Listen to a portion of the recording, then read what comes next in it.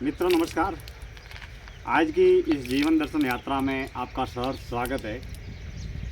संवाद का विषय है मौन मुक्त सत्य पर किसी एक व्यक्ति का एकाधिकार या सर्वाधिकार नहीं है, क्योंकि प्रकृति के द्वारा प्रकट होने वाले पूर्ण रूप से मौन मुक्त सत्य पर अमीर हो या गरीब हो, राजा हो या रंक हो, मानव मात्र का समान रूप से सभी का अधिकार है। मौन मुक्त सत्य पर किसी भी व्यक्ति विशेष का एकाधिकार या सर्वाधिकार नहीं हो सकता, क्योंकि सत्य ही वह अनंत मौन मुक्त अदृश्य अज्ञात गुमनाम बिना नाप तोल की आंतरिक आध्यात्मिक अंतर्मुखी आत्म केंद्रित यात्रा है, जिसे न तो तोला जा सकता न नापा जा सकता।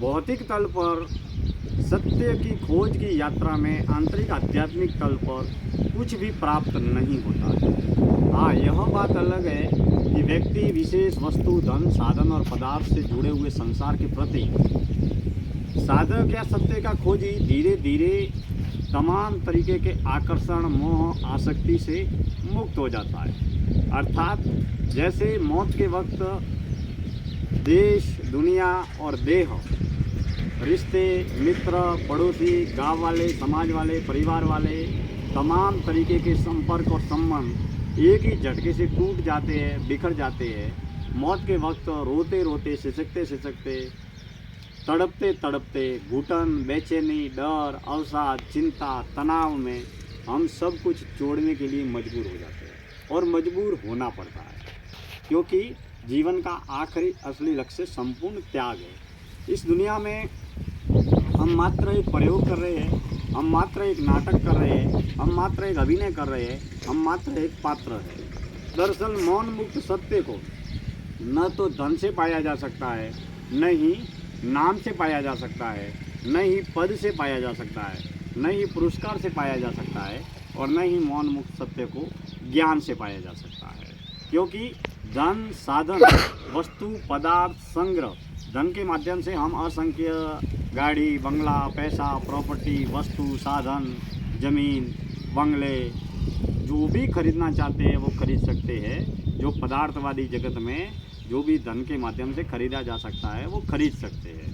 ठीक उसी तरीके से हमारे मन के द्वारा पंच ज्ञान इंद्रियों के माध्यम से संग्रह किए हुए विचार को, शब्दों को, ज्ञान को, अनुभव को हम जिसे ज्ञान मानते हैं, वह मात्र एक ऐसी घटना है जैसे किसी कैसेट, रिकॉर्डर या डायलॉग डिलीवरी मैन की तरह एक जिसे रिकॉर्ड किया जाता है, जिसे कैसेट के रूप में रिकॉर्ड किया जाता है, या जिसे जो भी है वैसा का वैसा रिकॉर्ड करके दुनिया के सामने प्रस्तुत किया जाता है। और पंच ज्ञान इंद्रियों के माध्यम से तमाम बाहरी बाजारू ज्ञान लिख कर, पढ़ कर, देख कर, सुन कर, बोल कर हम उसे शब्दों के माध्यम से, विचारों के माध्यम से संग्रह करते हैं। फिर डायलॉग डिलीवरी मैन बनकर या वक्ता बनकर दुनिया के सामने हम दोहराते हैं। इसमें कोई भी कुछ भी नया नहीं है, कोई सत्य नहीं है, कोई तथ्य नहीं है।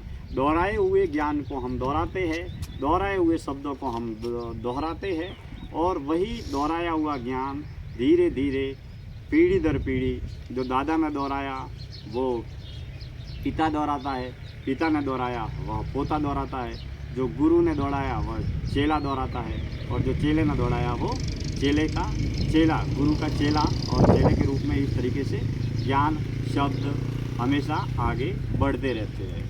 लेकिन मित्रों, असल में मौन मुक्त सत्य को न तो धन से पाया जा सकता, न ज्ञान से पाया जा सकता, न पद से पाया जा सकता, न पुरस्कार से पाया जा सकता। हाँ, सांसारिक, लौकिक, सामाजिक, व्यवहारिक जीवन में हम उस सत्य को सांसारिक, बाजारू सफलता और उपलब्धि के रूप में ज़रूर देख सकते हैं, लेकिन सत्य पर किसी का एकाधिकार नहीं है। मित्रों, सूरज जो उगता है वो सभी के लिए समान है, वो सब पर अपनी रोशनी फैलाता है। सर्दी, गर्मी, बारिश सभी के लिए समान रूप से है। तो मित्रों, प्रकृति और सत्य पूर्ण रूप से एक समान ही है, जो सब पर समानांतर रूप से परिभाषित होते हैं, सबके लिए समान रूप से दृष्टिगोचर होते हैं। अब हम इस जीवन में एक उपकरण की तरह, मशीन की तरह, यंत्र की तरह कार्य करते हैं।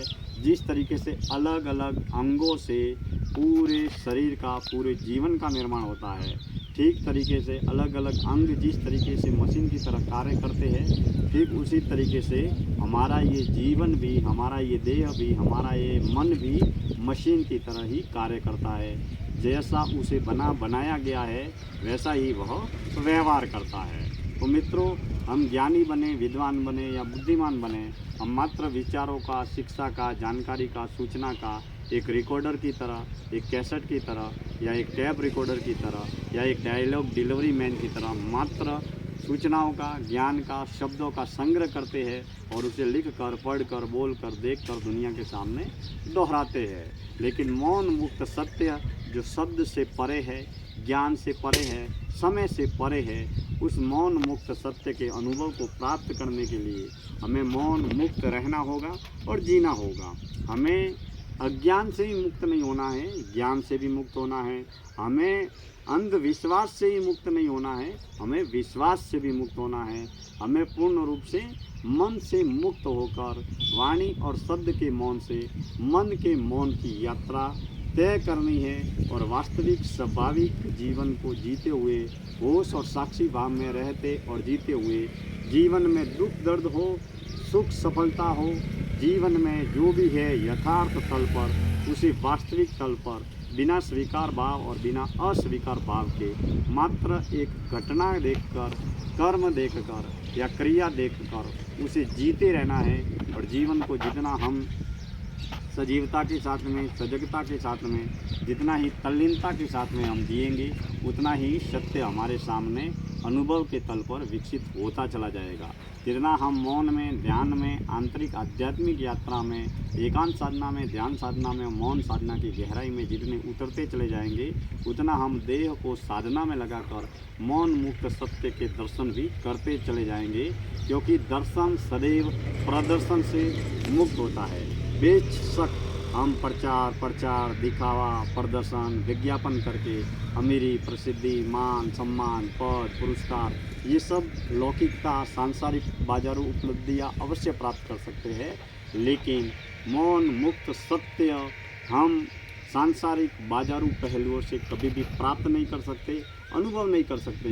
क्योंकि सत्य साधक का व्यक्तिगत विषय है, अनुभव का विषय है, जिसे न तो नापा जा सकता, न ही तोड़ा जा सकता। सत्य की अनंत यात्रा में साधक का सत्य साधक तक ही सीमित रहता है और वह जीवन के अंत तक उसका साथ देता है। इसके लिए मित्रों, जीवन को बेशक जीते रहना चाहिए। ज़िंदगी जीने के लिए मिली है, लेकिन जीने के साथ में मौन मुक्त सत्य और जीवन की खोज भी करते रहना चाहिए। क्योंकि जीवन की खोज ही सत्य की खोज है, परमपिता परमात्मा की खोज है। इस दृश्य और कृत्य करने वाली इस देह में वो अदृश्य ऊर्जा, जिसे आत्मा भी कह सकते हैं या परमात्मा भी कह सकते हैं, उसे अनुभव करने की यात्रा मात्र मौन, ध्यान, साधना के माध्यम से, होश और साक्षी साधना के माध्यम से ही हम इस जीवन के गहरे तल को अनुभव कर सकते हैं। क्योंकि दुनिया केवल दृश्य देखती है और कृत्य देखती है, लेकिन हम अपनी ऊर्जा को सजगता के साथ में अनुभव करना सीखें तो हम पाएंगे कि जीवन के गहरे तल को हम बड़ी ही बारीकी के साथ में समझ पाएंगे। सत्य की यात्रा ठीक वैसे ही है जैसे एक जो पत्ता गोभी होती है, वह पत्ता गोभी अलग अलग पत्तों से पत्ता गोभी का निर्माण होता है, जिसकी सब्जी बनाई जाती है। ठीक उसी तरीके से अगर कोई उस पत्ता गोभी को ढूंढने निकले और पत्ता गोभी का एक एक पत्ता अगर छिलका निकालता जाए और वह कहे कि पत्ता गोभी मुझे कहाँ मिलेगी, तो उसे कभी भी कहीं भी पत्ता गोभी नहीं मिलेगी, क्योंकि वो अलग अलग पत्तों से ही पूरी पत्ता गोभी का निर्माण हुआ है। तो हम भी अपने जीवन में ऐसा ही करते हैं। सुख की तलाश में, सफलता की तलाश में, उपलब्धियों की तलाश में, सत्य की तलाश में हम अपना पूरा जन्म और जीवन खो देते हैं। और अभी इस कर्म, इस पल, इस क्षण जो जी रहे हैं, वही वास्तविक सत्य है। वर्तमान अवस्था में जहाँ भी, जो भी, जैसा भी घट रहा है, उस घटते हुए जीवन को बड़ी सजगता समग्रता के साथ में अगर जीते हैं तो वही जीवन का वास्तविक सत्य है। मोह और अहंकार से मुक्त होकर निष्काम कर्म योग के प्रबल भाव से जीवन को जीना ही जीवन का वास्तविक सत्य है। हम सत्य की खोज में हमेशा लगातार दौड़ते भागते भटकते हुए जीवन के तमाम समय अनमोल ऊर्जा को खो देते हैं और अंत में बुढ़ापा आता है और बुढ़ापे में असंख्य बीमारियां दुख दर्द मिलने लगते हैं। पंच ज्ञान इंद्रिया पंच कर्म इंद्रिया कर्म करना बंद कर देती है या कार्य करना कम कर देती है, ऊर्जा शक्ति कमज़ोर हो जाती है, असंख्य बीमारियां प्रारंभ हो जाती है। ऐसी शक्ति में हमारी ऊर्जा शक्ति भी नष्ट हो जाती है और धीरे धीरे हम मौत की अवस्था को प्राप्त कर लेते हैं। लेकिन बचपन में रहते और जीते हुए जी भरकर जीना, जवानी में जवानी की तरह जी भरकर जीना और बुढ़ापे में बुढ़ापे की अवस्था को जी भरकर जीना, वर्तमान काल की अवस्था में जो भी है उसे जी भरकर जीना ही जिंदगी है। यही सत्य की वास्तविक यात्रा है। मित्रों, संध्या काल की पावन वेला में मैं आज की इस जीवन दर्शन यात्रा का समापन करता हूँ। समय समय पर हम तत्वज्ञान, मनोविज्ञान और दर्शन शास्त्र से जुड़े हुए ज्ञान, कर्म, अनुभव के तल पर विविध विषयों को जीवन दर्शन यात्रा में आपके सामने साझा करते हैं। आप सब हमसे जुड़े हैं और जुड़े रहे। धन्यवाद।